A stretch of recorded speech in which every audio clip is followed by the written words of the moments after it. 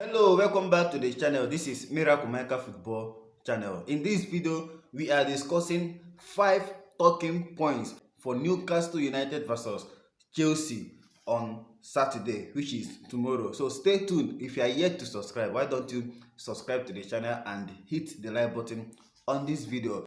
Number 1 talking point: will Chelsea halt Newcastle's impressive home form? Newcastle at the moment, they have won 4 consecutive games at St. James Park without conceding a goal.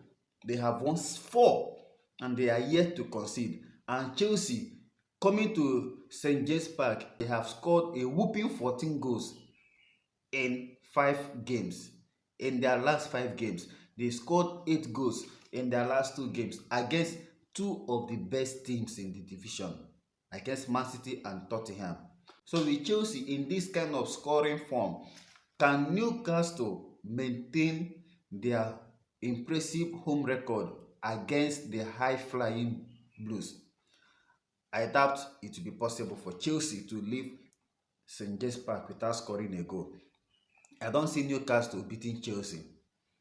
Neither do I see Newcastle beating Chelsea without Chelsea scoring a single goal. So definitely that record is going to remember, Chelsea destroyed Tottenham's record. He spoiled Big Angie's record of being undefeated at home.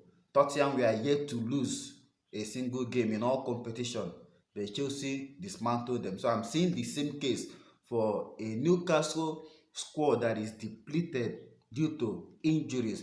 So Newcastle definitely will concede not just goal, they will concede goals come Saturday. The next talking point is, will Levi Colwill be brought back into the squad? After coming back from the shoulder injury, as we are made to believe, he missed the Manchester City game due to injury. But remember his fracas that led to his substitution in the game against Tottenham. And with the form of Axel Disasi with Thiago Silva, their partnership, then the appearance of Benoit Badiashile, will Levi Colwill be brought into the starting 11 against Newcastle United? For me personally, I think we should maintain the backline that plays so well against Manchester City, but the decision rests on the coach. Though stay tuned, because in the next video I will be bringing you my possible 11 to see who makes it into the squad or who misses out. Make sure you turn on your notification bell so that I don't miss the video when I drop it. In the next talking point, will Christopher Nkunku and Romeo Lavia make the bench? Definitely none of them will start the game. This one is for sure. They are back from injuries, but I don't see Pochettino pushing them straight into the starting 11. No. The highest they can make is the bench. So will the both of them make the bench against Newcastle United? I am seeing maybe Romeo Lavia might make the bench, but I don't know if Christopher Nkunku will make the bench. Remember, in my other video, I gave you the update that he didn't complete the full training section. He only did a bit part of it. And I keep on saying that there is no need to rush these two against Newcastle United with a depleted squad. I'm not trying to underrate Newcastle, but for the safety of our two incredible players, they need not to be rushed. We have so many games this festive period, so I don't see the reason why they will be rushed back against Newcastle United, though one of them or maybe two of them might make the bench against Newcastle United. The number 4 talking point is Raheem Sterling. Which of the Raheem Sterling are we going to see against Newcastle United? Raheem Sterling on his day is our best attacker by far. You see the quality.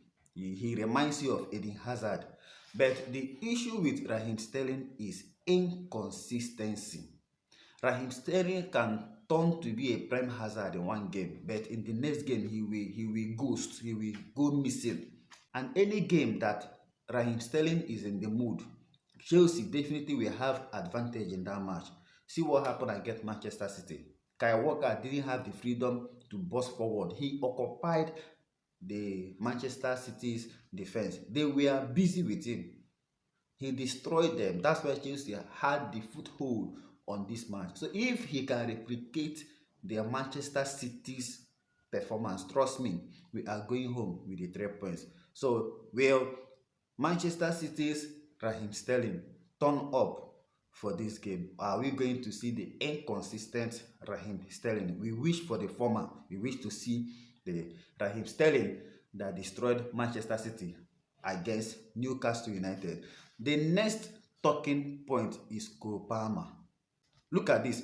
Cole Palmer is one of only 2 players in the Premier League history to score a penalty in 4 games during a run of 5 games, alongside Riyad Mahrez.